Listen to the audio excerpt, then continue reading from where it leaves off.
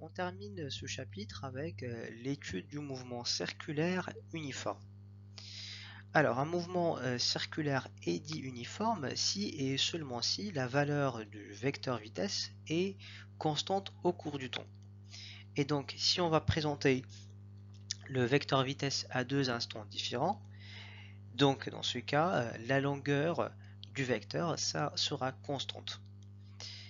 Donc, il faut faire attention, le vecteur vitesse n'est pas constant, car il change de direction à chaque instant. Donc, par exemple, à cet instant, donc le point M se trouve ici, et la direction, c'est celle de la tangente.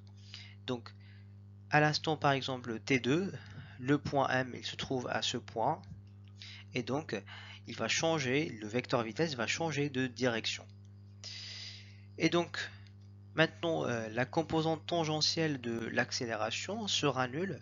Pourquoi? Parce que a de t est égal à la dérivée de la norme du vecteur vitesse par rapport à t. Et donc, puisque la norme ou bien la valeur du vecteur vitesse est constante, donc dérivée d'une constante c'est 0, et donc le vecteur tangentiel de l'accélération est nul. Et donc, dans ce cas, l'accélération sera donc égale à la composante normale. Et donc la composante normale, donc pareil, elle reste égale à v carré, la norme de la vitesse qui est une constante, divisée par le rayon de la courbure. Et donc dans ce cas, le vecteur accélération est égal à la composante normale, donc v carré sur r, portée par le vecteur normal n. Et donc si on présente maintenant le vecteur accélération à deux instants différents, donc on constate que le vecteur accélération n'est pas constant car il change de direction à chaque instant. Donc, par exemple, à cet instant, voilà la direction du vecteur accélération et à cet instant, voilà la direction de vecteur accélération. Et donc, quelles sont maintenant les caractéristiques du vecteur accélération dans le cas d'un mouvement circulaire uniforme? On commence par la direction, c'est une direction radiale, c'est-à-dire c'est porté par le rayon du cercle. Sens, c'est centripète, c'est-à-dire dirigé vers le centre de la trajectoire. Et finalement, la norme, c'est une constante qui est égale à v au carré divisé par le rayon de la courbure. Alors on termine avec cet exercice d'application.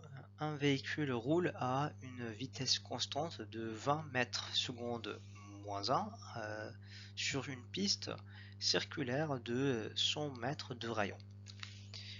Alors on nous demande de déterminer l'accélération de la voiture.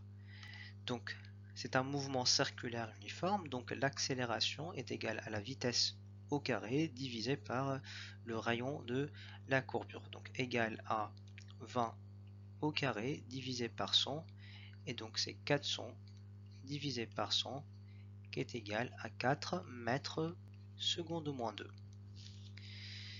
On passe à la deuxième question.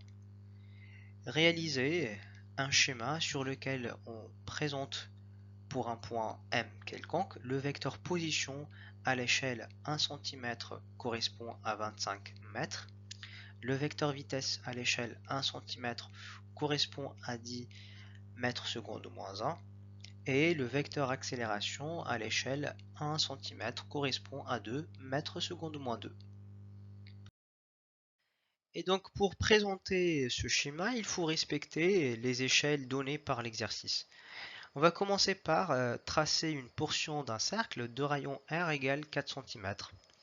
Donc vu que le rayon en réalité est de 100 mètres de longueur, et donc j'ai 1 cm correspond à 25 mètres, donc je vais présenter le cercle avec un rayon de 4 cm sur le schéma. Ensuite, on va tracer le vecteur position qui passe par O et M et de longueur grand R.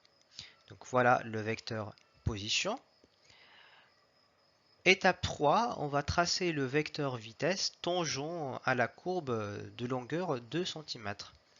Donc, je vais tracer la tangente à la courbe de longueur 2 cm, vu que on nous donne la valeur de vitesse, qui est une valeur constante, est égale à 20 mètres seconde moins 1.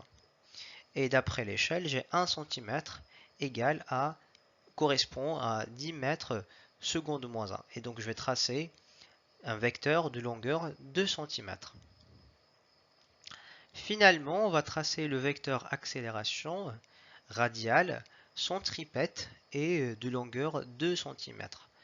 Donc voilà, à partir du point M, une direction radiale, sens centripète et de longueur v carré sur r. On a calculé sa valeur dans la question précédente, on a trouvé une valeur de 4 cm. Et donc, en utilisant l'échelle, j'ai 1 cm correspond donc à 2 mètres seconde moins 2. Et donc, je vais présenter un vecteur avec une longueur de 2 cm.